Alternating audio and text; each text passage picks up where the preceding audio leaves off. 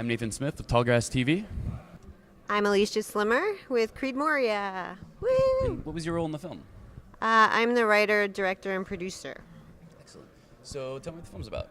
The movie is a feel-good movie set in the 80s, coming-of-age story about a girl, Candy Cahill, who lives outside the gates of Creedmoor Mental Hospital.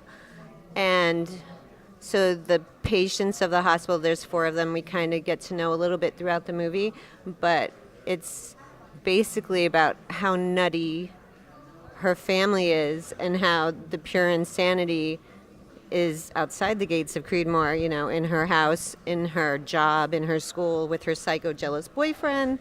And it's set in the 80s with like an epic 80s soundtrack, which we'll never, you know, be able to pay for if we go outside the festival circuit. It was hard to pay for it for the festival circuit, you know, but it was the most expensive part of the production. But anyway, that's pretty much it in a nutshell.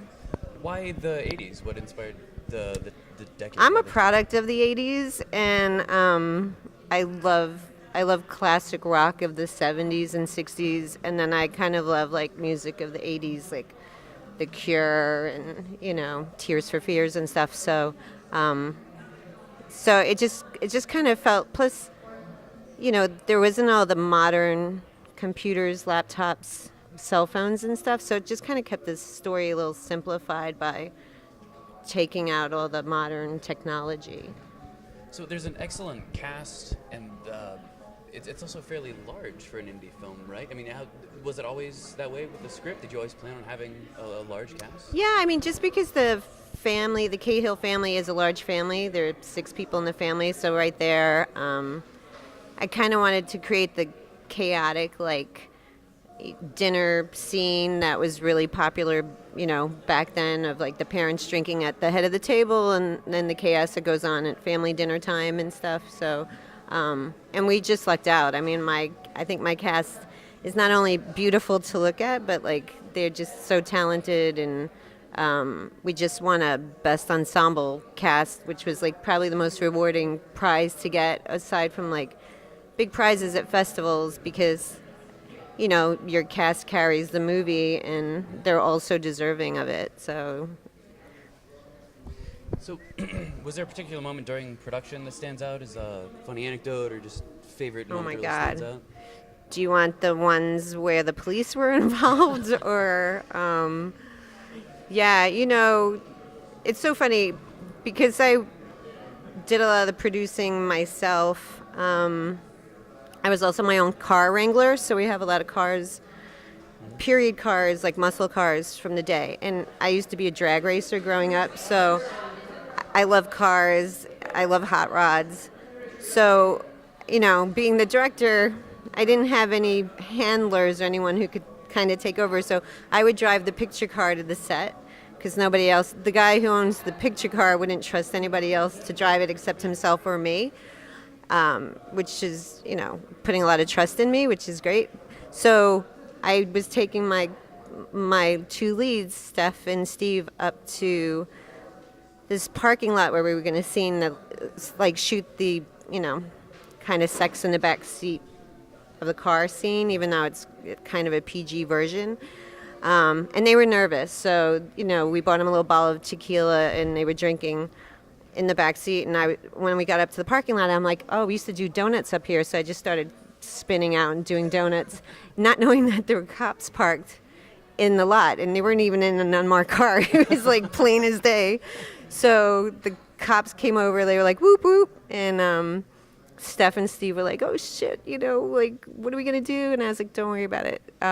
So they were like, what are you guys doing? And I was like, are you guys Precinct 84 by any chance? And they're like, yeah. I'm like, oh, we're shooting at your precinct on Wednesday. And they're like, really? What's the movie? And next thing you know, they're like starring in my movie. Like, one of them is like the security guard at the end of the movie in the high school. And so it was just, you know, we had like a saying on set that like when things kind of go bad, like it was all these happy accidents. Like, you know, like everything's going to go bad on a film set. So you always have to be prepared for that. But if you can just kind of roll with it, sometimes, the cop that was just about to bust you is going to appear in your movie and like give you uniforms and costumes that you couldn't even afford in the first place. So. Well, speaking of which, I mean, I know it's a period piece, but there's a great sense of just visual set design, color. It's a very, very visually strong film. What was it like putting that together with an independent film, like wearing so many hats? Thank you. It's a challenge, right? Yeah, I think my costumer is a genius. We had no budget for costume, but so she was really big about dumpster diving and like going to the local like Salvation Armani and finding, like the coolest threads. And so she, I think, just did an amazing job pulling together the costumes.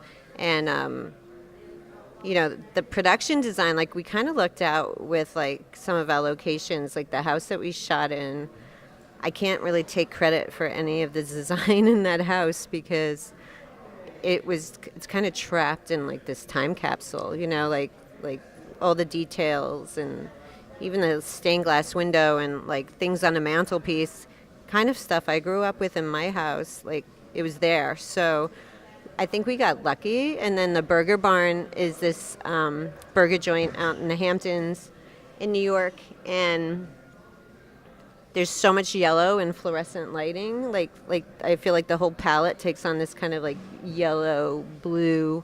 So again, it was kind of just luck of the draw. Like we just lucked out with our locations and getting good people on board to, pitch in. And, my costumer would be like, oh, those sneakers, yeah, we need those. What size are you? And she'd take them off she was always like, I had a naked crew because she was always like grabbing clothes off of them and being like putting them on the actors, So thrifty, When the going gets tough, you just get creative. So the tagline of the film festival, the Tallgrass Film Festival, is stubbornly independent. What does it mean to you to be stubbornly independent?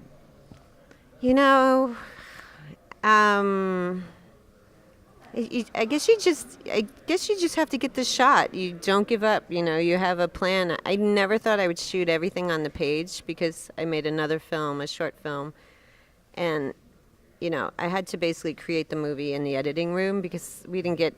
It was nothing. What we shot was nothing like what was on the page. So it was important to get what was on the page, and I had such an amazing DP. And we, it's the only area we really did pre-production, like a lot of kind of pre-work on the movie,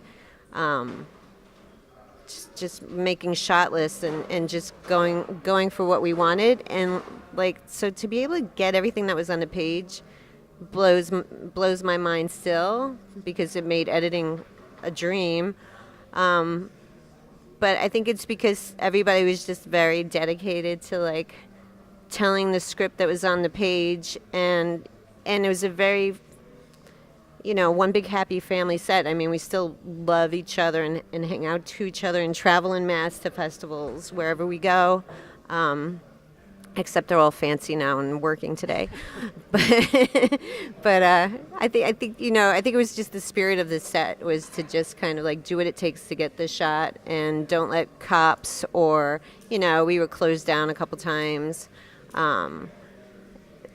Pushing the envelope. Like you just kind of stay steadfast to your vision and, doing what it takes to get from A to B or Z. So there's some overlap with this question, but what advice would you have for aspiring independent filmmakers, but particularly female directors? Because it seems that women are somewhat underrepresented in the film industry. That's what I hear, though I'm representing. I think just surround yourself with like really talented people. I never wanted to be the smartest person in the room. I'm still not interested in being the smartest person in the room because then that's a pretty dumb room. So you kind of want to like surround yourself with people who like, I don't know cameras at all. Like that's one area that I took a filmmaking class once and they talked f-stops and I was in the dark. So finding someone that could like share your vision and I'm looking for that now. Like I'm looking for producers. I'm looking for people to kind of like relate to the material I want to do. So it's really about who you surround yourself with, and just be brave and be kind. So what's next for the film? For this movie, we're just going to enjoy the festival circuit for now. We're kind of excited to like be here in Kansas. Never been to Kansas, so I'm getting a chance to see the Midwest. I just went to Michigan, never been to Michigan. So we're enjoying the festival circuit and, hopefully bringing Creedmoria to a theater near you sometime in the future. And then, I'm kind of gung-ho to be writing and working on the next thing. So, What do you have coming up next? Is there another project? I have a fantasy project that's a biopic of like Jimmy Page and Robert Plant. Like that's my jam. But I think it'd only work if Page comes on board as a producer, which is okay. That would be even better because he loves to re-release his remastered work, so it gives him a chance to curate a new soundtrack. But at the moment, I'm working on a limited series for hopefully like a station like HBO or Showtime. I'm obsessed with Game of Thrones, so it's kind of in that, it's kind of, not the fantasy part, but more like the blood, guts, drama, family drama. It's a period piece, so it'll be an epic budget, I'm sure. So I'll see you in about 25 years when I finish it. Excellent. So, last question. Excuse me. What do you think of the Tallgrass Film Festival? I just flew in last night, so I asked me after I've had a few cocktails today, but it's the most organized, like the nicest group of people so far. And I did talk to a couple of filmmakers who were just singing its praises, saying like fun parties. The music was amazing last night. Some band, I think, from like Tokyo by way of Brooklyn now. Helander Z. It was, it was a crazy show. I heard they were great. So I'm sorry. I missed them in the opening night movie. But so far, it's been amazing. The only problem is Ferris Bueller, I think, is at the same time as my movie, so I think I'm going to skip out on my movie and I'm going to go run and see Ferris Bueller. Have a day off. I've never seen that movie. Oh, really? Yeah. Oh, There's a lot of 80s flicks I've never seen, and that's one of them. So. All right. Well, thank you very much. Thank you so much. Great to be here.